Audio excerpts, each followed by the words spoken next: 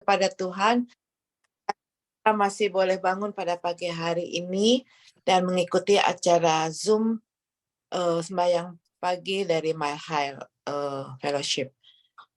Sebelum acara dimulai, kami mengundang Kak Iren Walean untuk berdoa pembukaan. Thank you.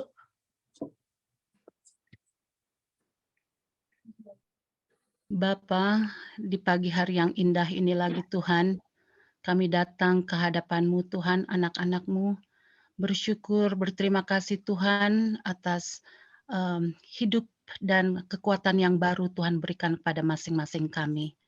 Tuhan, terima kasih atas segala berkat dan kasih-Mu yang selalu kami rasakan hingga pada pagi hari ini. Tuhan, kami siap untuk mendengarkan firman-Mu. Kiranya Roh-Mu yang suci Tuhan berikan selalu dalam hati pikiran kami Tuhan, khususnya untuk Pendeta Sarjono yang akan membentangkan firman-Mu Tuhan, berkati dia dengan double portion, agar firman yang akan kami dengarkan nanti Tuhan dapat merubah kehidupan kami untuk lebih hari lebih setia kepada-Mu ya Tuhan, sambil menanti kedatangan-Mu yang sudah tidak lama lagi. Tuhan, kami juga mendoakan untuk teman-teman, saudara-saudara kami yang belum join di Zoom ini, kiranya Tuhan siapkan mereka, agar mereka juga boleh bersama-sama dengan kami menerima berkat-berkat yang Tuhan sudah siapkan pada pagi hari ini. Ampuni segala dosa kesalahan kami ya Bapa, dan kami siap menerima firman-Mu. Terima kasih atas berkat-berkat-Mu, ini semua kami serahkan dalam nama Yesus, Juru Selamat dan Penebus dosa kami. Amin.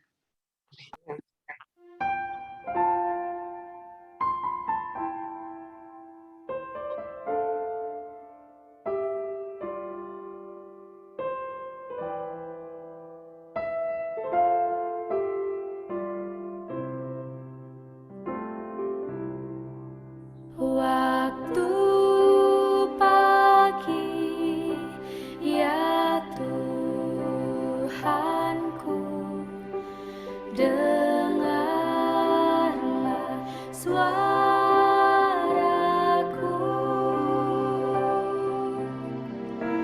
menyampaikan doa teduh dan pandang wajah-Mu.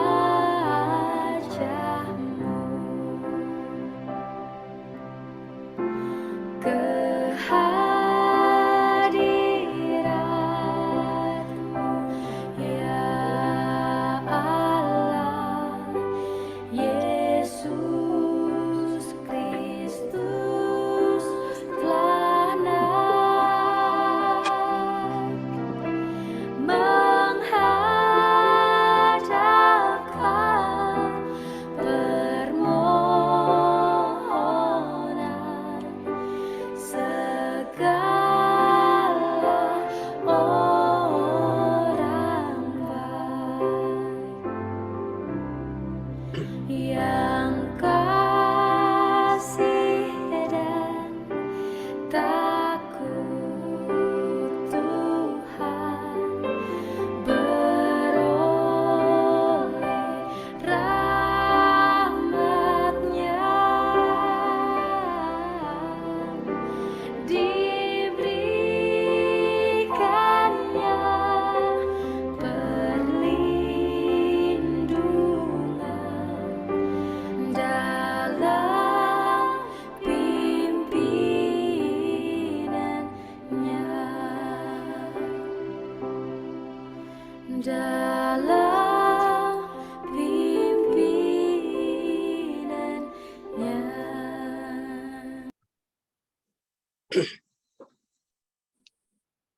Salam Bapak Ibu yang dikasihi oleh Tuhan. Kita bersyukur dan berterima kasih karena kita telah tiba pada hari terakhir dalam bulan Februari. Itu berarti kita telah tiba pada hari yang ke-59 dalam tahun 2023. Begitu banyak berkat Tuhan bagi kita dan kita layak untuk syukuri. Dan renungan kita saat ini berjudul Kebajikan dan Kemurahan Belaka akan mengikuti aku seumur hidupku. Terambil dari Mazmur pasal 23 ayat yang ke-6. Bapak Ibu ingat lagu yang terkenal ini? Surely goodness and mercy shall follow me all the days of my life. Dan seterusnya. Lagu yang sangat terkenal ini ditulis oleh dua orang bersama-sama. John Peterson dan juga Alfred B. Smith pada tahun 1958. Lagu ini telah menguatkan banyak orang, mengutip dari Mazmur pasal 23 ayat 6, Bapak Ibu. Mazmur pasal 23 merupakan salah satu bagian dari firman Tuhan yang paling banyak digemari oleh umat-umat Tuhan sejak zaman purbakala, sejak zaman dulu kala, hingga saat ini. Dan pasal ini juga merupakan pasal yang paling terkenal, yang mengilhami banyak orang. Ini adalah pasal yang paling banyak dihafal. Dan pasal ini, Bapak Ibu, pasal 23 kitab Mazmur, sering kali dikutip pada saat ibadah pemakaman. Pada saat sedang diadakan upacara permiakan bagi saudara-saudara kita yang sakit. Pada saat kita sedang sedih, pada saat kita sedang terluka. Pada saat kita akan mengadakan satu perjalanan yang jauh. Bahkan pada saat kita akan memulai usaha yang baru. Pada saat kita memulai pekerjaan yang baru. Pada saat situasi seperti ulang tahun. Bahkan acara pernikahan, bahkan segala situasi cocok ayat ini dikutip. Yang pasti adalah kata-kata yang lembut dari Daud ini telah menjadi sumber penghiburan bagi banyak orang selama berabad-abad lamanya, loh Bapak Ibu. Bagi kita yang adalah anak-anak Tuhan, Mazmur 23 ini mengingatkan kepada kita bahwa Dia, siapa itu Dia? Allah, Tuhan adalah gembala. Siapa? Gembala pribadi kita. Memang gembala bagi umat-umat Tuhan yang lain. Tetapi ayat-ayat dalam kitab Mazmur 23 mengatakan Tuhan itu gembala pribadi kita. Ia merawat kita. Ia mengawasi kita, ia memelihara kita, bahkan ia membimbing kita. Itu yang dinyatakan dalam Mazmur pasal 23. Apa arti kebaikan? Apa arti kemurahan? Mengikuti aku. Kebajikan atau kebaikan adalah Tuhan memberikan kepada kita sesuatu yang tidak layak kita terima. Itu namanya kebaikan. Jadi kalau Ibu Lubis itu baik hati, kalau saya datang ke rumahnya Bapak Ibu selalu diberikan sayur, itu kebaikan. Tidak layak saya terima itu. Itu kebaikan. Kalau layak itu namanya adalah upah. Tapi Tuhan memberikan kebaikan kepada kita yang tidak layak kita terima. Kemurahan atau rahmat adalah Tuhan tidak menimpakan kepada kita apa yang layak kita terima. Kita tidak timpakan kepada kita yang layak kita terima, Bapak Ibu. Itu namanya adalah rahmat atau kemurahan. Raja Daud menulis Mazmur 23 ini sedang berbicara tentang kebaikan. Dan itu adalah salah satu berkat yang dijanjikan Tuhan untuk menjadi milik kita sebagai umat-umat Tuhan. Dia mencintai semua ciptaannya pasti sebagai Tuhan. Namun mereka yang tunduk, mereka yang patuh, mereka yang setia, yang menjadikan Tuhan sebagai gembalanya akan menerima manfaat istimewa. Kita akan digembalakan sepanjang kehidupan kita dan kita akan menerima berkat keselamatan. Sehingga ayat ini mengatakan, dan aku akan diam dalam rumah Tuhan sepanjang masa. Itu maknanya. Sebagai umat Tuhan, kebaikan dan kemurahan Tuhan itu selalu tersedia loh bagi kita loh. Bahkan kadang-kadang saat kita jatuh, pada saat kita terpeleset dalam dosa loh, itu tetap tersedia bagi kita. Kita memiliki akses, hubungan. Melalui Kristus, kita dapat meminta pengampunan daripadanya. Sehingga dosa kita yang merah seperti kermisi akan seperti putih, seperti salju yang berada di kanan kiri rumah kita saat ini. Bahkan kita tidak akan menerima loh perlakuan dari sesama manusia seperti perlakuan Tuhan loh. Bukankah sesama manusia itu mencatat kesalahan-kesalahan kita? Sesama manusia itu mengingat kesalahan-kesalahan kita, dosa-dosa kita masa lalu. Itu adalah kebiasaan manusia.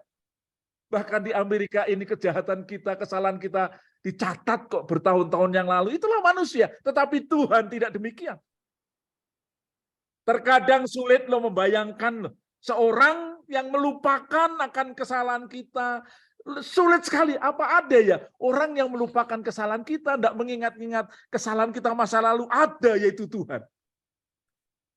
Dia sangat baik. Dan dia memiliki kebaikan dan anugerah kepada kita. Tuhan melihat kita ini adalah seorang yang sangat bernilai loh Bapak Ibu. Kalau kita renungkan firman Tuhan, Mazmur pasal 23 ini loh. Dia melihat gambar yang lebih cerah, bukan lebih gelap. Masa depan yang lebih cerah di dalam kehidupan kita, gambar yang lebih cerah di dalam kehidupan kita, itu yang dilihat oleh Tuhan. Yeremia 29 ayat yang 11 mengatakan, sebab aku mengetahui rancangan-rancangan apa yang ada padaku mengenai kamu. Itu firman Tuhan katakan loh.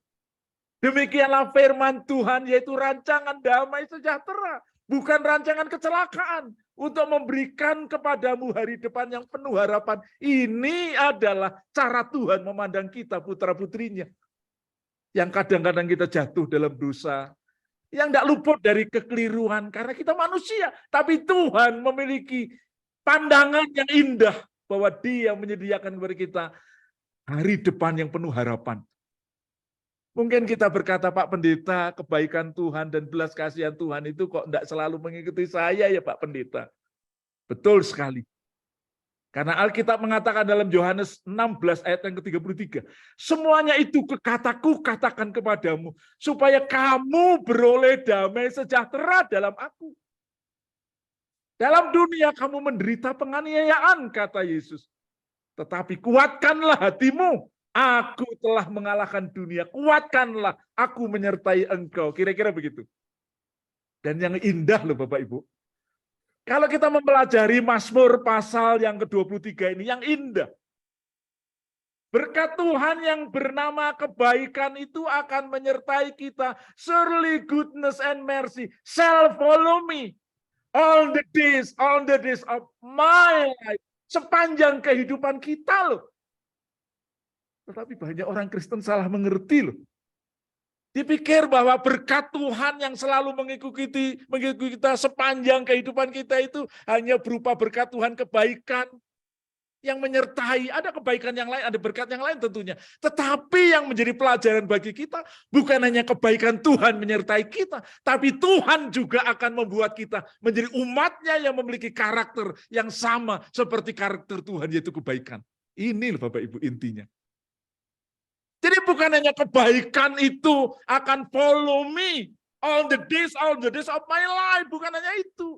Tetapi Tuhan akan merubah hati kita ini. Sehingga karakter Allah yang bernama kebaikan itu akan menjadi bagian kita loh Bapak Ibu.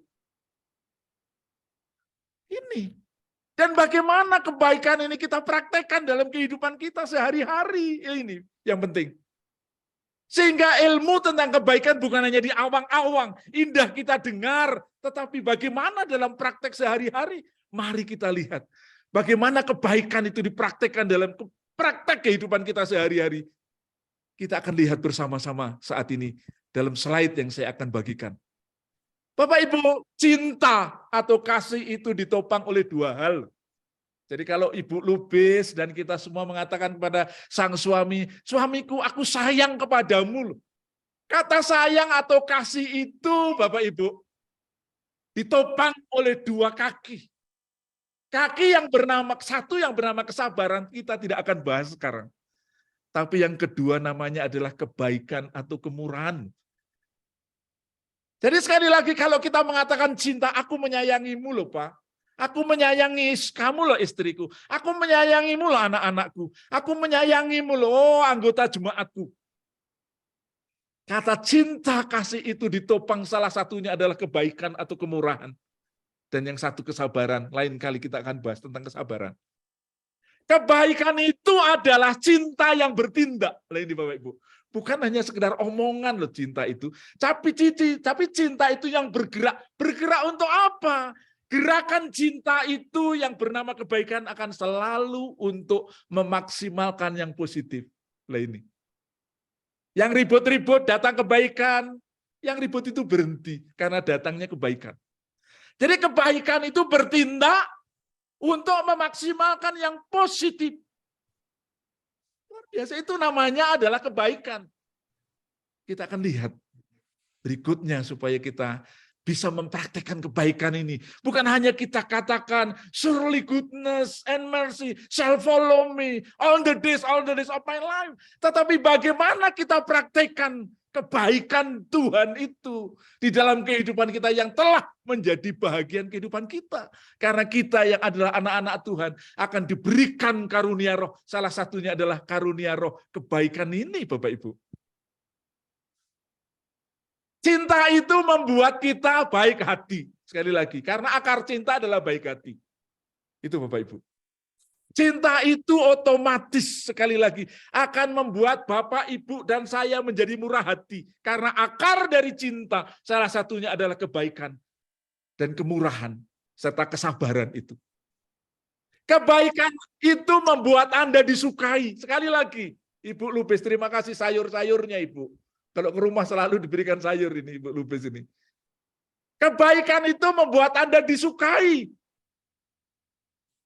Ketika kita baik hati, orang ingin dekat dengan kita loh. Ini intinya. Kenapa suami ingin dekat dengan kita? Karena kita baik. Kenapa anak-anak kita ingin dekat dengan kita? Kita baik. Karena kebaikan itu otomatis akan membuat orang mau dekat dengan kita. Sehingga kalau kita jahat, banyak orang mau jauh dari kita. Ini Bapak Ibu. Kalau kita ingin didekati oleh pasangan hidup kita, kita harus memiliki karakter yang baik ini. Mereka melihat Anda baik kepada mereka. Dan baik untuk mereka. Ini Bapak Ibu. Tidak selamanya kita baik kepada mereka, tapi ujungnya baik bagi mereka loh. Tapi kebaikan yang digambarkan dalam firman Allah, akar dari cinta itu adalah mereka, orang-orang yang dekat dengan kita itu melihat kita baik kepada mereka dan baik untuk mereka lah ini. Amsal 3 ayat yang ketiga, jangan kiranya kasih dan setia meninggalkan engkau, hai anakku. Kalungkanlah itu pada lehermu. Tuliskanlah itu pada loh batumu. Indah sekali ini. Gambaran untuk menggambarkan supaya kebaikan itu menjadi bahagian kehidupan kita. Kalungkan, tuliskan. Ini untuk menekankan loh. Supaya kita tidak melupakan kebaikan Tuhan dan sehingga kita ini menjadi orang baik. Kita lihat berikutnya. Kebaikan itu ada hubungan dengan kelembutan loh Bapak Ibu. Orang yang baik ada hubungannya dengan lembut. Ini mekanismenya. Ini. Ketika Anda bertindak dengan kebaikan, ketika Anda melakukan satu hal yang didasari dengan kebaikan, kira-kira begitu. Melakukan segala sesuatu yang didasari oleh kebaikan. Apakah di tempat kerja, apakah di rumah, Anda akan hati-hati dalam cara Anda memperlakukan pasangan Anda dan orang lain. Dan Anda tidak menjadi kasar. Itu hubungan antara kebaikan dan kelembutan. Pak Pendeta, saya kan baik Pak Pendeta, kok kasar terus ya Pak Pendeta? Harus berubah. Kalau kita mengatakan cinta, cinta itu kaki salah satunya kebaikan. Kebaikan itu akan berbuahkan kelembutan. Ketika Anda bertindak, melakukan sesuatu atas nama kebaikan, Anda akan berhati-hati, tidak sembrono dalam cara Anda memperlakukan pasangan, memperlakukan teman gereja, memperlakukan anak-anak Anda, tidak pernah menjadi kasar. Lah ini Bapak Ibu. Anda peka dan lembut itu namanya kebaikan. Orang yang baik itu peka dan lembut. Peka, ada seseorang memerlukan pertolongan, tidak usah ngomong, kita tahu, saya harus tolong dia, peka. Kalaupun harus menegur, ini saya salah tulis ini, harus sehalus mungkin loh. Teguran itu dibuat sehalus mungkin loh. Ada tata krama menegur loh, tidak ceplas-ceplos saja menegur loh. Itu kebaikan Bapak Ibu. Tapi kalau kita menegur selalu menyakiti hati, kebaikan ini sesungguhnya belum berada sesungguhnya dalam hati kita. Kalau kita memiliki kebaikan, sekali lagi kebaikan itu akan berhubungan dengan kelembutan. Mengucapkan kata kebenaran dengan kasih loh. Ada orang yang mengucapkan kata kebenaran dengan kata-kata mengancam. Waduh, dengan kebencian dan lain sebagainya. Tapi ini mengucapkan kebenaran dengan kasih. Kepada istri, anak-anak, teman-teman, bahkan orang yang kita berikan kabar baik, kita penuh kasih loh dalam mengucapkan kata-kata kita. Berikutnya, bagaimana kebaikan hubungannya dengan kesediaan membantu? Ini kita praktek di rumah loh Bapak Ibu. Orang yang disebut mengasihi ada di dalam dirinya roh kebaikan. Karena apa? Surely goodness and mercy shall follow me all the days of all my life. Maknanya adalah orang yang memiliki kebaikan itu bersedia untuk membantu loh. Karena kebaikan hati berarti Anda memenuhi kebutuhan mereka saat itu. Istri sibuk, Anda memenuhi kebutuhan saat itu. Anak-anak memerlukan pertolongan, Anda memberikan bantuan saat itu, bukan kita tunda-tunda. Apabila ada pekerjaan di rumah, Anda pun ikut sibuk, itu namanya kebaikan. Itu namanya kebaikan. Kalau orang sibuk, kemudian kita duduk-duduk saja, di dalam diri Anda belum sesungguhnya ada kebaikan yang sesungguhnya. Kebaikan hati itu mengaruniakan istri kemampuan untuk melayani suami tanpa memperdulikan hak-haknya loh. Dan kebaikan hati membuat suami belajar mengetahui apa ya kebutuhan istri saya ya. Akhirnya melangkah maju, memastikan kebutuhan istri itu tercukupi. Walaupun sesungguhnya kebutuhan dirinya sendiri harus tertunda. Tidak jadi masalah, yang penting istriku bahagia. Tidak ada masalah, yang penting suamiku bahagia. Hak-hakku belakangan lah. Dan kalau saling memberikan ini kan jadi luar biasa. Ini makna dari kebaikan itu Bapak Ibu. Selanjutnya kita lihat. Bagaimana hubungan kebaikan dengan inisiatif, Bapak Ibu? Bagaimana ini? Kebaikan itu berbuah pada inisiatif juga. Ini contohnya. Kebaikan hati berpikir ke depan, kemudian mengambil langkah pertama. Jadi Bapak Ibu, kebaikan hati itu mengambil langkah pertama, tidak ditunggu disorong-sorong, didorong-dorong loh. Berikutnya ini. Kebaikan hati tidak duduk-duduk untuk didorong loh. Atau dipaksa loh sebelum beranjak dari kenyamanan. Saya sudah nyaman sekali duduk loh. Saya sudah nyaman sekali kita ini duduk, tidur, berbaring. Kok disuruh-suruh ya? Kalau Anda memiliki cinta, dan cinta itu berakar kepada kebaikan, tidak usah didorong-dorong. Kita dengan suka hati melakukan, itu namanya kebaikan Bapak Ibu.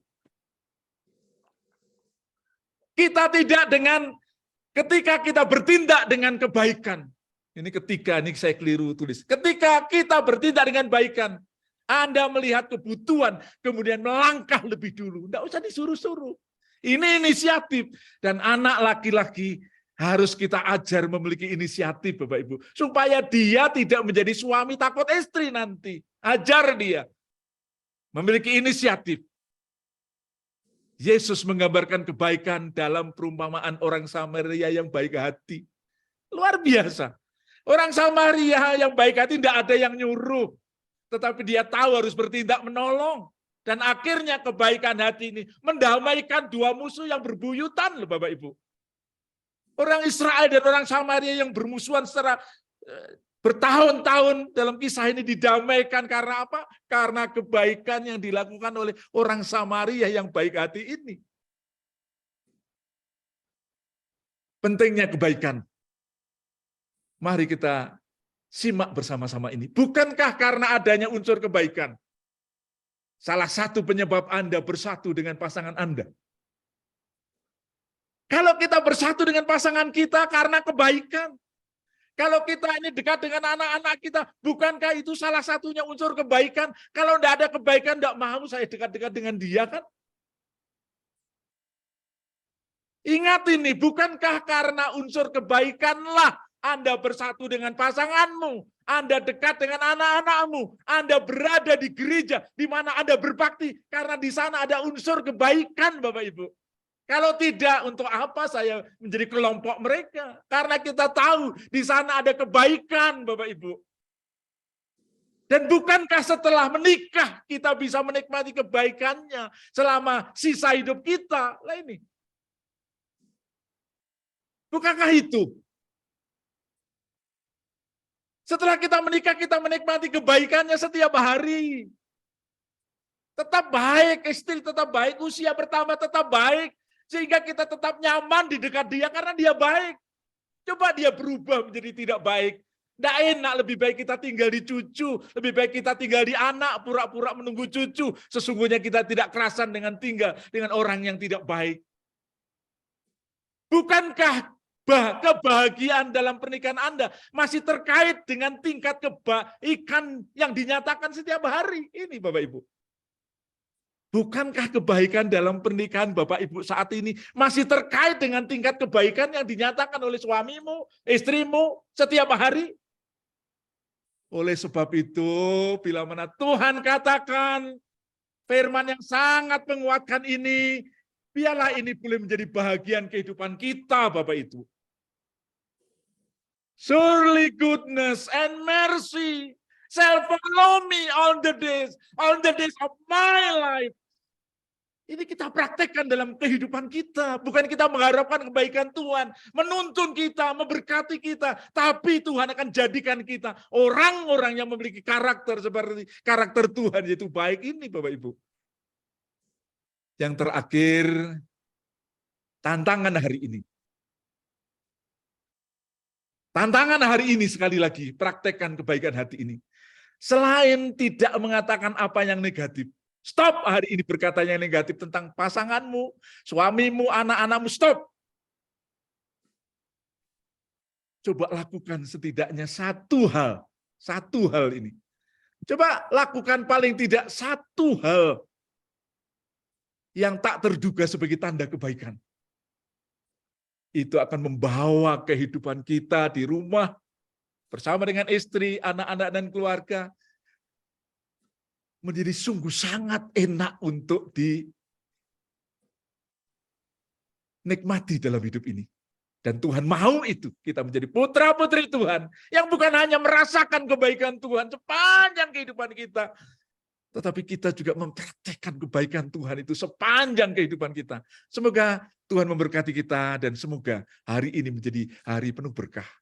Kita berdoa bersama-sama. Tuhan, terima kasih.